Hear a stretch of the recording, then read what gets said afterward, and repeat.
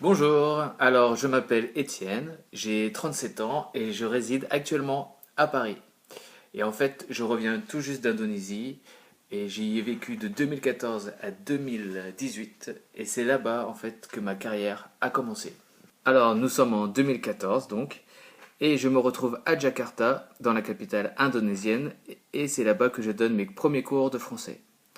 Donc l'endroit où j'enseigne, c'est une école de langue. Cette école de langue, elle est présente dans plusieurs centres commerciaux et elle s'adresse à la population locale. Mon prédécesseur y donnait des cours traditionnels, c'est-à-dire qu'il donnait des cours magistraux, un cours de grammaire suivi d'exercices à trous. Alors moi, j'ai suivi ces leçons pendant un mois, puis est venu mon tour d'enseigner. Alors bien sûr, j'ai appliqué exactement la même méthode, un cours de grammaire et des exercices à trous. Mais très vite, je me suis retrouvé face à deux problématiques. Tout d'abord, c'est les questions de mes apprenants. Bien que je sois un locuteur francophone natif, je n'avais pas le bagage théorique pour répondre à toutes leurs questions. Et le deuxième problème, c'était le manque de communication. Alors bien sûr, ils savaient conjuguer à tous les temps, mais ils pouvaient ni se présenter, ni simuler un achat.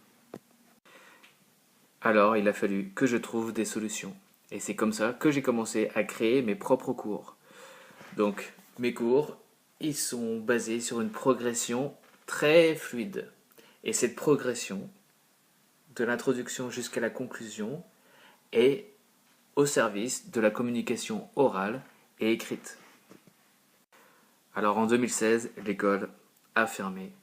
Et donc je me suis retrouvé prof à domicile, et cette fois-ci avec des étudiants de tous les horizons. Pas seulement des locaux, mais aussi des expatriés, et des retraités, et des enfants, et des étudiants. Et j'ai continué donc à adapter mes cours selon les profils. Bien sûr, je ne vais pas aborder les mêmes choses, ou je vais aborder les mêmes choses, mais pas de la même façon, par exemple, avec une retraitée de Sumatra, et avec une chinoise qui est mariée avec un homme d'affaires français. Alors en 2017, en parallèle, je décide de suivre la formation du CNED pour avoir une qualification professionnelle.